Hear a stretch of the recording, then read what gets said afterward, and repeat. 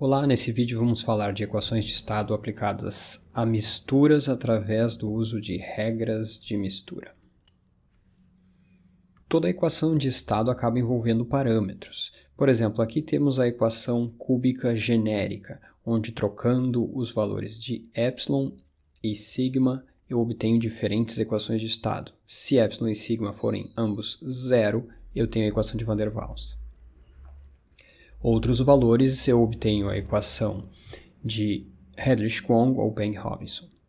Bom, independente do tipo da equação, ela acaba envolvendo parâmetros. Aqui temos o parâmetro B, aparecendo em alguns pontos, e o parâmetro A. Estes parâmetros dependem das substâncias. O epsilon e sigma são constantes que dependem da equação que estou utilizando. Temos formas de obter o A e o B através de correlações generalizadas, dependendo das propriedades críticas das substâncias. Mas essas correlações generalizadas nos dão os parâmetros das substâncias puras. Digamos que eu tenho uma mistura binária de duas substâncias. Então eu teria o A da substância 1, o B da substância 1, o A da substância 2 e o B da substância 2. O B representa o volume das moléculas nas equações cúbicas e o A representa a atração entre as moléculas nas equações cúbicas de estado. Sendo a atração, é comum também escrever no lugar de apenas A1, mas descrever explicitamente A da molécula 1, como é para ela pura, atraindo outra molécula 1 idêntica a ela, e aqui também o A da molécula 2, então escreveria A22. O A da molécula 2 atraindo outra idêntica a ela. Moléculas tipo 1 e 2 puros. O problema é como fazemos quando temos uma mistura. Este A e este B da equação precisam ser representativos da mistura toda e não apenas de uma das substâncias. E aqui aparece uma das grandes vantagens de utilizarmos equações de estado e não cartas ou tabelas. Porque se temos tabelas de propriedades de substâncias puras, como vamos fazer para representar uma mistura? Vamos fazer uma simples média entre as propriedades das substâncias puras? Isso nem sempre deve funcionar. Bom, para os volumes,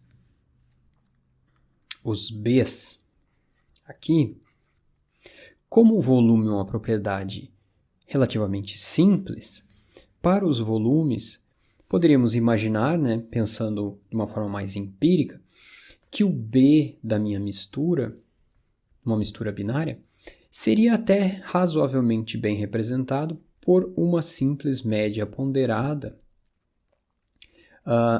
de quanto eu tenho das substâncias. Se for um líquido, eu escreveria X, então X1B1, X2B2, onde eu tenho aqui uma média ponderada. Se a minha mistura é praticamente substância 1, o B da mistura seria muito parecido com o B1.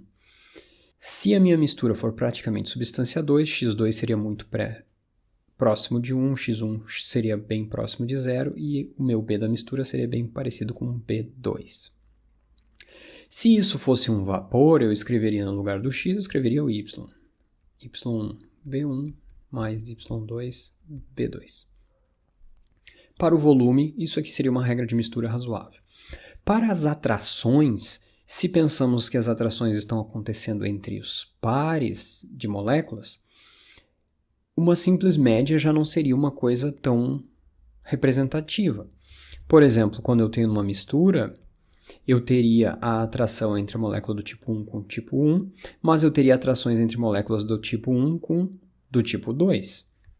Então, eu teria algumas possibilidades aqui. Eu teria a atração da 1 com a 1, a atração da 1 com a 2, a atração da 2 com a 1, a atração da 2 com a 2. E eu teria que, de algum jeito, calcular o meu A da mistura dependendo dessas diferentes quantidades aqui. A regra de mistura conhecida como quadrática funciona razoavelmente bem se assumirmos que essas atrações não são tão fortes e que as moléculas estão distribuídas aleatoriamente. Ou seja, quantos por cento das atrações são desse tipo 1,1? Que isso seria dado pela fração molar do 1 vezes a fração molar do 1. Isso é a probabilidade de acontecer essa atração. A atração 1, 2 seria y1 vezes y2, A21 y2 vezes y1, sempre somando todas as possibilidades, y2 vezes y2. Então essa aqui seria uma possibilidade de regra de mistura para a atração das moléculas. De um jeito genérico, né, se eu tiver não mais uma mistura binária, mas muitos componentes, quantos forem, eu ficaria com a equação aqui na forma desse somatório. O problema é que esses termos A11 e A22 eu obtenho da forma convencional, porque são das substâncias puras. E da onde virão esses termos aqui cruzados? Como é que a molécula 1 atrai a molécula 2, ou a 2 atrai a 1? Vamos assumir que esses dois números são iguais.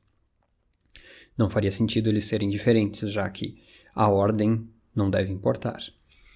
Para esses casos, na regra de mistura clássica de Van der Waals, eu digo que essa atração cruzada é simplesmente a raiz quadrada das atrações dos puros. Eu poderia colocar aqui o A e I para ficar mais explícito, né? E a JJ, para dizer que é do puro. Para os volumes, ficaríamos na regra de mistura clássica de Van der Waals com a simples média ponderada. Mas, para as atrações, precisaríamos, no mínimo, dessa regra quadrática para termos alguma coisa um pouco mais parecida com a realidade. Como eu já disse, as equações de estado têm vantagens frente às tabelas para aplicação em misturas, porque se eu tiver uma regra de mistura adequada, eu terei resultados contínuos com a composição. Além disso, eu posso estender isso para muitas substâncias, não apenas misturas binárias. Outra vantagem das equações de estado agora comparadas aos modelos de atividade é que eu posso aplicá-las a amplas faixas de pressão e temperatura, não limitado a baixas pressões apenas. O problema é que as equações cúbicas de estado, com a regra de mistura clássica de Van der Waals, acabam requerendo diversas aproximações para serem válidas e acabam representando apenas substâncias apolares, representando bem o comportamento de substâncias apolares. Porém, em uma ampla faixa de temperatura e pressão, incluindo componentes em condições supercríticas, normalmente são bem representados. Aqui temos alguns exemplos, né, de uma mistura etano-propeno,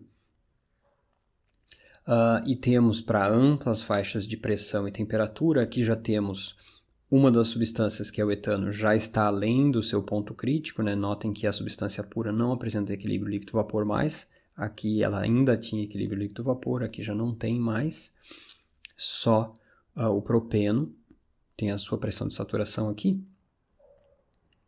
E aí conseguimos representar essa mistura em amplas faixas de temperatura e pressão. Se eu utilizo a lei de Raoult modificada, por exemplo, combinando com o modelo do Unifac, para essa mesma mistura, o que vai acontecer? Eu acabo utilizando pressões de saturação extrapoladas que não existem aqui, e esse gráfico continuaria aqui, né?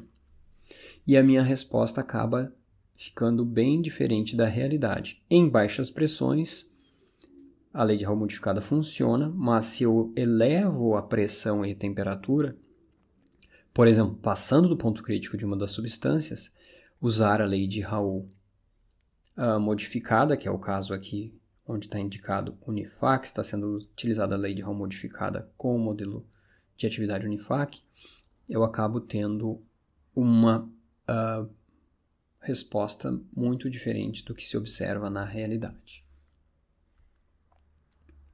Aqui um outro conjunto de exemplos para duas equações cúbicas, Payne-Hobson e Solver-Hedlich-Kong, novamente amplas faixas de pressão e, por consequência, de temperatura, para uma mistura com um hidrocarboneto de 3 carbonos e 10 carbonos. Desde quando eu ainda tenho a pressão de saturação até condições em que um dos componentes está supercrítico e os equilíbrios são bem representados.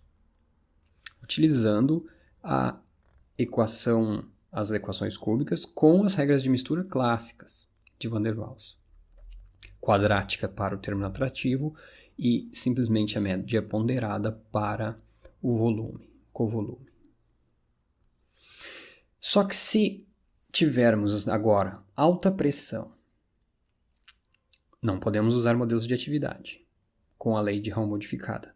Mas, ao mesmo tempo, substâncias polares, vamos ter problemas, porque a regra de mistura clássica não vai conseguir representar bem misturas polares, somente substâncias apolares em mistura. Para esses casos, temos outra alternativa para o cálculo do parâmetro A das equações cúbicas, que é a sua combinação com modelos de Gibbs em excesso ou modelos de atividade. Na verdade, existem diversas regras de mistura nessa linha em que combinam equações de estado com modelos de atividade ou de Gibbs em excesso. Aqui temos uma lista de várias dessas regras de mistura. Aqui um trabalho do nosso grupo de 2012, conhecida como a Self-Consistent Mixing Rule, mas todas elas têm mais ou menos a mesma ideia, que utilizando um limite, um caminho conveniente, é possível mostrar que o Gibbs em excesso pode ser de alguma forma aproximado com a equação de estado, tendo relações desse tipo. Aqui, na verdade, eu colocaria, aqui onde está o Gibbs em excesso, eu colocaria o meu modelo de atividade. Por exemplo, entraria aqui um Unifac, Cosmossac ou outro modelo de atividade, e eu acabo calculando este A da mistura como sendo uma função do modelo de atividade. E assim combino os dois, modelo de atividade com a equação de estado, permitindo então que eu utilize as equações de estado em misturas polares, ou, pensando de outra maneira, que eu utilize os modelos de atividade em alta pressão, combinados com uma equação de estado. Aqui nós temos alguns exemplos da combinação, de duas combinações possíveis. Uma delas é conhecida como PSRK, uma combinação bem conhecida. Quando eu digo apenas PSRK, estou querendo dizer várias coisas, que a equação de estado é Suave-Hedlich-Kong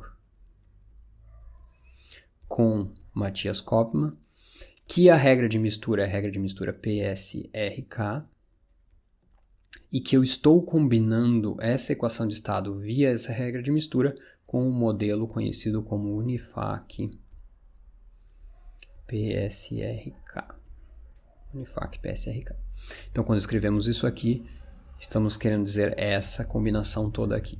Aqui eu tenho mais explicitamente a equação de estado Suave-Hedlich-Kong com a regra de mistura SCMR combinada com o modelo Cosmossac. Aqui eu estou dizendo explicitamente o que eu estou utilizando. Ok? Esses casos aqui são de substâncias polares em amplas faixas de pressão com substâncias supercríticas e aí a gente vê que os resultados são, em geral, muito bons para essas combinações. Nem todas as relações são idênticas, mas a ideia é a mesma. Eu tenho o parâmetro A da mistura e o modelo de Gibbs de excesso relacionados de algum jeito. A ideia é que eu vou calcular este parâmetro A para a equação de estado dependendo do modelo de Gibbs de excesso que eu seleciono. Essa aqui é a Universal Mixing Rule. Essa aqui seria a regra de mistura PSRK. De novo, a mesma coisa.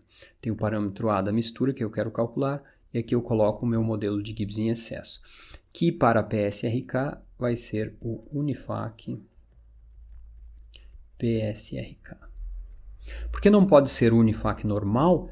Porque, na verdade, quando eu faço essa combinação, eu acabo distorcendo um dos dois lados, porque isso aqui não é uma relação universal, ela requer algumas aproximações e eu não posso usar um Unifac normal. Eu tenho que usar um Unifac especialmente calibrado para ser utilizado junto com a equação de estado.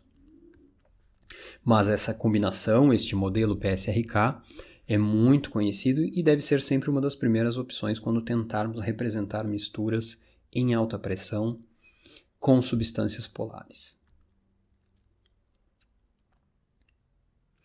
O único problema é que do PSRK são algumas falhas quando as substâncias envolvidas são muito diferentes em tamanho e forma. Chamamos isso de misturas assimétricas.